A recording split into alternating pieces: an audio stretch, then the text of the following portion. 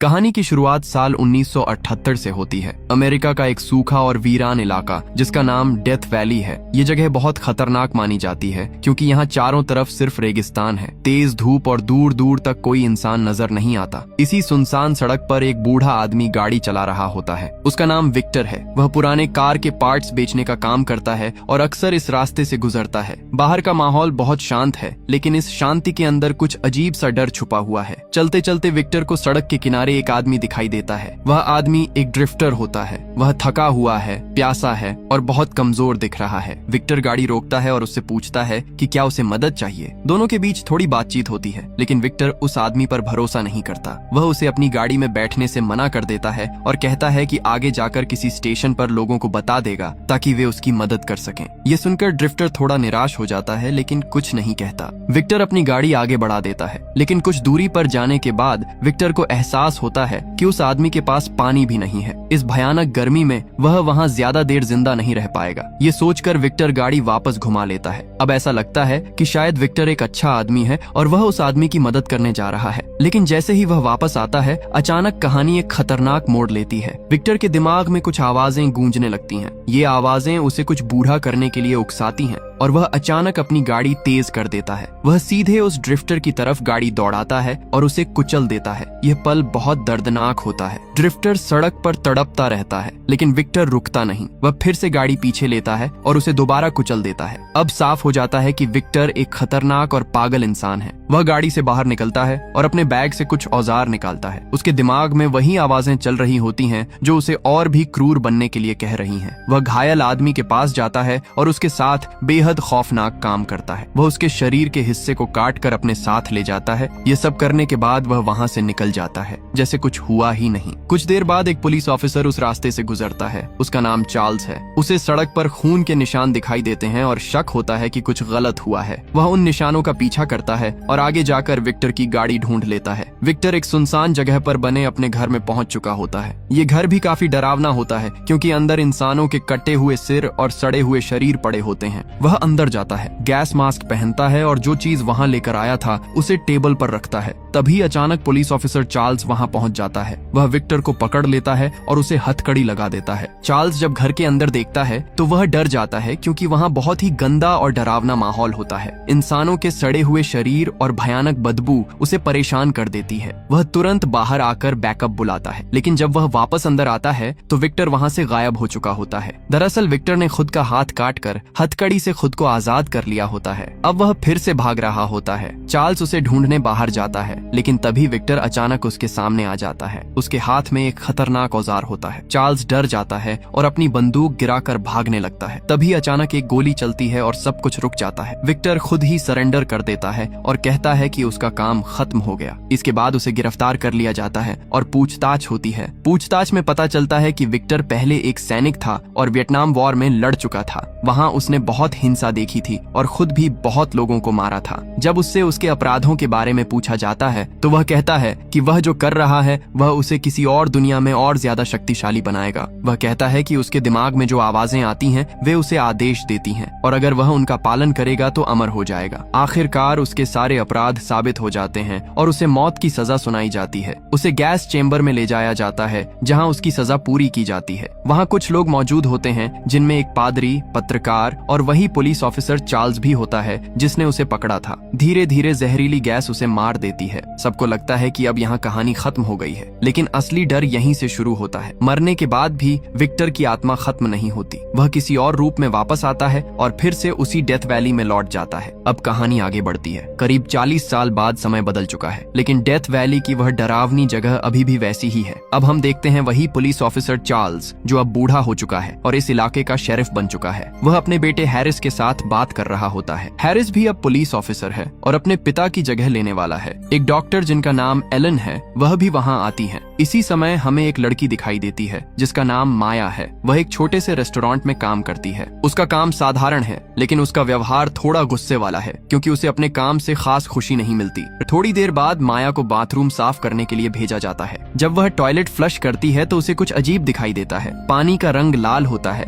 जैसे उसमें खून मिला हो। इसके साथ ही उसे एक कपड़ा भी दिखाई देता है जो पाइप के अंदर फंसा होता है। वह यह बात अपने बॉस को बताती है, लेकिन वह इसे गंभीरता से नहीं लेता। वह कहता है कि यह पब्लिक टॉयलेट है, यहाँ अजीब चीजें मिलना सामान्य बात है। उधर बाहर शेरिफ चार्ल्स अपने बेटे से बात करता है। हैरिस कहता है कि इस इलाके में कुछ खास नहीं होता और उसे काम की कमी महसूस होती है। इसी बीच एक कार रेस्टोरेंट के पास आकर रुकती है। उसमें 2 आदमी होते हैं और उनके साथ एक घायल आदमी भी होता है। वे जल्दी में होते हैं और कहते हैं कि उन्हें पेट्रोल भरवाना है और तुरंत निकलना है। थोड़ी देर बाद शेरिफ और हैरिस वहाँ से निकलने लगते हैं, लेकिन तभी टीवी पर खबर चलती है कि पास के इलाके में एक बैंक लूटा गया है और अपराधी एक काले रंग की कार में भागे हैं। ये सुनकर उन्हें शक होता है। उसी समय माया का एक पुराना दोस्त शॉन वहाँ आता है। वह उससे मदद मांगता है। वह कहता है कि उसका एक दोस्त घायल है और उसे मेडिकल मदद चाहिए, लेकिन वह खुद पुलिस से बचना चाहता है। वह माया से कहता है कि वह उसके जाने के बाद एम्बुलेंस को फोन कर दे। बाहर शेरिफ और हैरिस को खून के निशान दिखाई देते हैं। वे तुरंत अलर्ट हो जाते हैं। जब उन्हें यकीन हो जाता है कि वही लोग लुटेरे हैं, तो हैरिस बंदूक निकालकर उसे रोकने की कोशिश करता है, लेकिन अचानक हालात बिगड़ जाते हैं और गोलीबारी शुरू हो जाती है। शेरिफ चार्ल्स एक लुटेरे का ध्यान अपनी ओर खींचता है, जबकि हैरिस दूसरे को पकड़ने की कोशिश करता है। इसी बीच शॉन माया को पकड़कर उसे बंधक बना लेता है। वह चाहता है कि पुलिस पीछे हट जाए। हैरिस अपने पिता के कहने पर बंदूक नीचे रख देता है। लुटेरे कहते हैं कि वे सिर्फ अपने घायल साथी की मदद चाहते हैं और उसके बाद वे चले जाएंगे। तभी डॉक्टर एलन वहां आती हैं और कहती हैं कि वह मदद कर सकती हैं। लेकिन तभी एक अजीब घटना होती है। लुटेरे का फोन गिरता है और उसमें से एक चिंगारी निकलती है जो पेट्रोल में आग लगा देती है। अचानक आग फैल जाती है और स्थिति बहुत खतरनाक हो जाती है। एक लुटेरा पैसे लेकर भाग जाता है, जबकि बाकी लोग बचने की कोशिश करते हैं। हैरिस उस घायल आदमी को बचाने की कोशिश करता है, लेकिन तभी एक बड़ा धमाका होता है। ये धमाका इतना जोरदार होता है कि सब कुछ हिल जाता है। तभी एक अजीब सी बात होती है। जमीन हिलने लगती है जैसे भूकंप आया हो। इसके बाद अचानक सब कुछ शांत हो जाता है, लेकिन अब चीजें बदल चुकी होती हैं। जो लोग वहाँ थे वे धीरे धीरे गायब होने लगते हैं। माया जब अंदर जाती है तो उसे पता चलता है कि उसका बॉस और बाकी लोग वहाँ नहीं हैं। सब कुछ खाली हो चुका होता है, जैसे कोई वहाँ था ही नहीं। उधर शेरिफ और हैरिस भी देखते हैं कि बैकअप नहीं आया।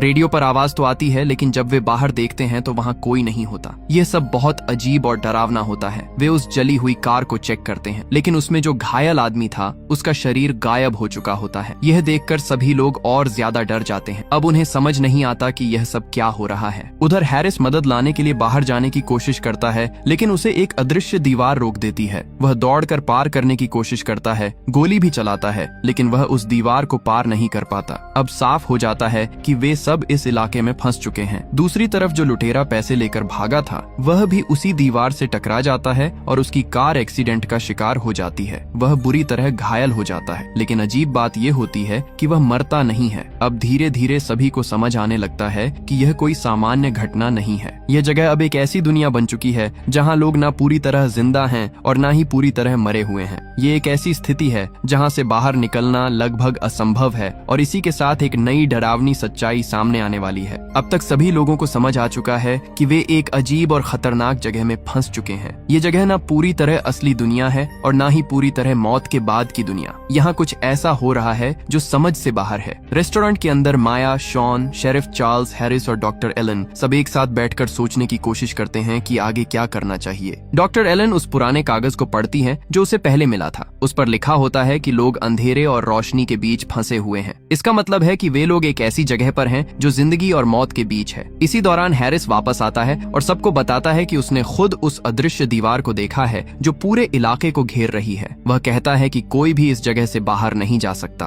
अब डर और बढ़ जाता है। तभी वे सभी बाहर एक अजीब दृश्य देखते हैं। जो लुटेरा पहले कार एक्सीडेंट में घायल हुआ था वह अभी भी जिंदा होता है। उसका चेहरा बुरी तरह टूट चुका होता है, शरीर खराब हो चुका होता है, लेकिन फिर भी वह चल रहा होता है। यह देखकर सबको समझ आता है कि यहाँ मौत का नियम अलग है। यहाँ कोई आसानी से मर नहीं रहा। उधर माया और शॉन रेस्टोरेंट के नीचे वाले हिस्से में जाते हैं जहाँ पाइपलाइन और सीवर सिस्टम होता है। वे कार की चाबी ढूंढने की कोशिश कर रहे होते हैं। अचानक माया को अंदर से कुछ आवाज सुनाई देती है। वह डर जाती है और पीछे हटती है। कुछ सेकंड के लिए शॉन गायब हो जाता है। माया घबरा जाती है, लेकिन थोड़ी देर बाद शॉन वापस बाहर आता है। वह कहता है कि उसे कुछ नहीं मिला, लेकिन अब माहौल और भी ज्यादा डरावना हो चुका होता है। उधर बाहर शेरिफ और हैरिस देखते हैं अचानक एक बूढ़ा आदमी जो हॉस्पिटल के कपड़ों में होता है वहाँ से बाहर भागता है। वह बहुत डरा हुआ लगता है और कुछ समझ नहीं आता। यह सब देखकर सबको लगने लगता है कि यहाँ कुछ बहुत बड़ा और खतरनाक है। हैरिस एक कमरे में आता है और वहाँ उसे एक अजीब और डरावना दृश्य दिखाई देता है।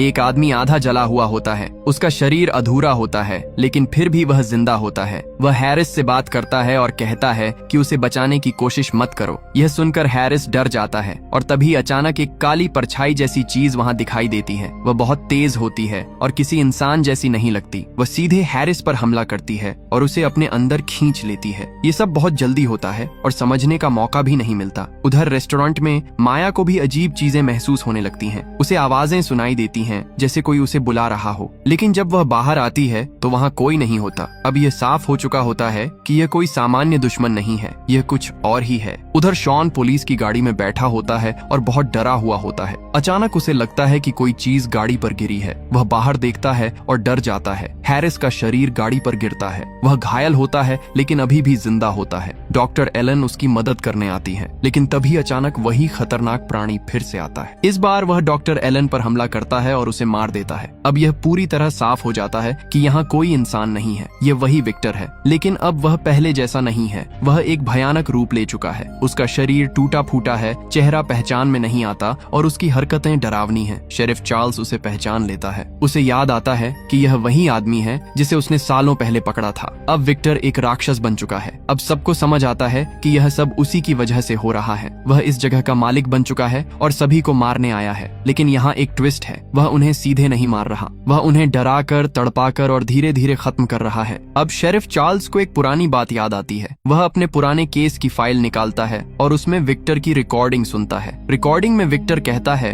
कि वह जो कर रहा है वह किसी और ताकत के कहने पर कर रहा है। वह कहता है कि वह आत्माओं को इकट्ठा कर रहा है। अब यह बात समझ में आती है कि विक्टर सिर्फ एक इंसान नहीं था, वह किसी अंधेरी ताकत का हिस्सा बन चुका था। अब हैरिस एक प्लान बनाता है। वह कहता है कि अगर वे इस प्राणी को खत्म करना चाहते हैं तो उन्हें एक बड़ा धमाका करना होगा। उसे याद आता है कि पेट्रोल पंप के पास बहुत सारा ईंधन है। वह प्लान बनाता है कि वे विक्टर को वहां लाएंगे, फिर उसे विस्फोट में खत्म कर देंगे। शेरिफ चार्ल्स इस प्लान में मदद करता है। वह अपने बेटे से माफी मांगता है और कहता है कि उसने एक अच्छा पिता बनने की कोशिश नहीं की। ये एक इमोशनल पल होता है, लेकिन इसके बाद वह अकेले कहीं चला जाता है। असल में वह खुद विक्टर का सामना करने जा रहा होता है। उधर बाकी लोग प्लान की तैयारी करते हैं, लेकिन तभी एक और बड़ा खतरा सामने आता है। अब कहानी अपने सबसे खतरनाक और महत्वपूर्ण हिस्से में पहुंच चुकी है। शेरिफ चार्ल्स अकेले ही उस पुराने घर की तरफ चला जाता है जहां पहले विक्टर रहता था। उसका इरादा साफ होता है, वह इस बार उस राक्षस को हमेशा के लिए खत्म करना चाहता है। जैसे ही वह उस घर के अंदर पहुंचता है, अचानक वह उसी खतरनाक प्राणी के कब्जे में आ जाता है। विक्टर, जो अब एक डरावना और टूटे हुए शरीर वाला जीव बन चुका है, उसे पकड़ लेता है और एक टेबल पर बांध देता है। वह उसके साथ वही करने की कोशिश करता है जो वह पहले अपने शिकार के साथ करता था, लेकिन इस बार चार्ल्स तैयार होता है। उसके पास एक ग्रेनेड होता है जो उसने पहले ही अपने साथ रखा था। जैसे ही विक्टर उसे मारने वाला होता है, चार्ल्स ग्रेनेड का पिन निकाल देता है। एक बड़ा धमाका होता है और पूरा घर उड़ जाता है। यहाँ एक बलिदान होता है। चार्ल्स खुद को खत्म करके उस राक्षस को भी खत्म करने की कोशिश करता है। उधर दूसरी तरफ माया और शॉन अपने प्लान पर काम कर रहे होते हैं। वे गैस पाइपलाइन को खोलते हैं ताकि वहाँ आग लगाकर एक बड़ा विस्फोट किया जा सके। तभी वह प्राणी फिर से वहाँ आ जाता है। इस बार वह पहले से ज्यादा खतरनाक होता है। वह बहुत तेजी से हमला करता है और शॉन को नीचे गिरा देता है। शॉन उसके सामने कमजोर पड़ने लगता है। तभी माया एक बड़ा फैसला लेती है। वह खुद को उस प्राणी के सामने पेश करती है ताकि उसका ध्यान अपनी तरफ खींच सके। वह एक टीजर का इस्तेमाल करती है और उस प्राणी को कुछ समय के लिए रोक देती है। ये मौका शॉन के लिए काफी होता है। वह गैस में आग लगा देता है। एक बहुत बड़ा धमाका होता है। आसपास की पूरी जगह आग में जलने लगती है। सब कुछ खत्म हुआ दिखाई देता है और उसी समय एक अजीब सी हलचल होती है। जमीन फिर से हिलती है और अचानक सब कुछ शांत हो जाता है। अब सुबह हो चुकी होती है। सब कुछ सामान्य दिखता है। पुलिस और मेडिकल टीम वहाँ पहुँच चुकी होती है। वे सभी लोगों के शरीर को देख रहे होते हैं। माया जिंदा होती है, लेकिन बाकी कई लोग मर चुके होते हैं। शॉन का शरीर भी वहाँ पड़ा होता है। माया को कुछ भी ठीक से याद नहीं होता। जब उससे पूछा जाता है कि क्या हुआ था, तो वह सिर्फ इतना कहती है कि वहाँ गोलीबारी हुई, फिर धमाका हुआ और वह बेहोश हो गई। उसे उस दूसरी दुनिया के बारे में कुछ भी याद नहीं होता। उधर हैरिस अपने पिता के लिए दुखी होता है। उसे लगता है कि उसके पिता की मौत अपराधियों से लड़ते हुए हुई है। लेकिन अब कहानी का सबसे बड़ा ट्विस्ट सामने आता है। हमें असली सच्चाई दिखाई जाती है। जो कुछ भी हमने अब तक देखा था, वह सब असल में कुछ सेकंड के अंदर हुआ था। जब गैस स्टेशन पर धमाका धमाका हुआ था